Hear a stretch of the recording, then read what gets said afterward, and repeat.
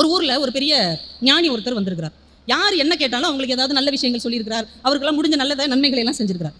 இந்த நல்லது சில பேர் செஞ்சாலே ஒரு சிலருக்கு அது பிடிக்காது. இவன் என்ன நல்லது செய்யறது, இவன் என்ன நல்லது செஞ்சு நல்ல பேர் வாங்குறதுன்னு சில பேருக்கு பிடிக்காதுல்ல. அப்படி ஒருத்தர் என்ன பண்ணா, இவரை பத்தி கெட்டதாக ஊருக்குள்ள சொன்னான். அவருக்கு ஏற்கனவே கல்யாணம்லாம் ஆயிருக்குது, அவர் குழந்தை குட்டியெல்லாம் வேற ஊர்ல இருக்காங்க, இவர் இப்படி மனிதர்களுக்கு நல்லது செய்யறேன்னு காசு பறிச்சு இன்னொரு இடத்துல பெரிய பங்களாலாம் கட்டியிருக்காரு, இப்படின்னு அவனால முடிஞ்ச வதந்திகளை ஊர் முழுக்க பரப்பிட்டே இருக்கிறான். ஒரு முறை என்ன ஆச்சுன்னா, அவன் குடும்பத்திலேயே ஒரு பிரச்சனை வந்துருச்சு.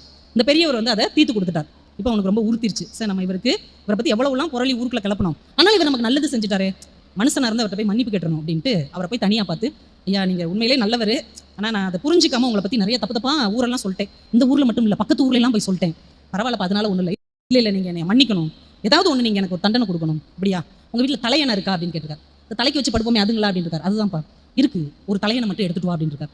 ஒரு வேளை எடுத்து படுத்து காலம்பி கூட சொல்வார் போல் இருக்கு அப்படின்னு அவன் தலையணை எடுத்துட்டு வந்து அவர் கையில் கொடுத்துருக்கான். இந்த தலையணையை கிழிச்சு இதில் உள்ள பஞ்செல்லாம் இந்த ஊர்லையும் பக்கத்து ஊர்லையும் நீ வீசிட்டு வந்துரு அப்படின்னு இருக்காரு. இதுதான் பனிஷ்மெண்ட்டா அப்படின்னு இருக்காரு. இதுதான் ஏன் பனிஷ்மெண்ட் அப்படின்னு ரொம்ப ஈஸியான ஒரு பனிஷ்மெண்ட்டா இருக்கு அப்படின்ட்டு தலையணையை அவன் வாங்கிட்டு போயிட்டான்.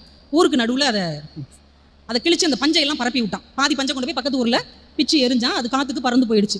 இந்த தலையணை உரையை மட்டும் எடுத்துகிட்டு வந்து, ஐயா நீங்கள் சொன்ன மாதிரி பஞ்சை ஊர் முழுக்க எரிஞ்சிட்டேன், நான் தப்பிச்சிட்டேன் இல்லைங்க, என்னை மன்னிச்சிட்டிங்கல்ல. இல்லை இல்லை இன்னும் முடியலை, நீங்கள் எங்கெல்லாம் அந்த பஞ்சை எரிஞ்சிங்களோ அதையெல்லாம் மறுபடியும் எடுத்து இந்த தலையணை உரைக்குள்ளே வச்சு கொண்டு வாங்க அப்படின்னு இருக்காரு. நான் வேணா வேற பஞ்சு வாங்கி இதில் அடைச்சு கொண்டு வரட்டுமா அப்படின்னு இருக்காரு.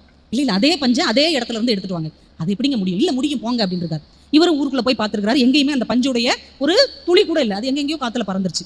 வெறும் தலையணை உரையோட வருத்தத்தோட வந்து சொல்லியிருக்கிறார், அது எங்க போச்சுன்னு தெரியலங்க, அதை என்னால் திரும்ப பெற முடியல.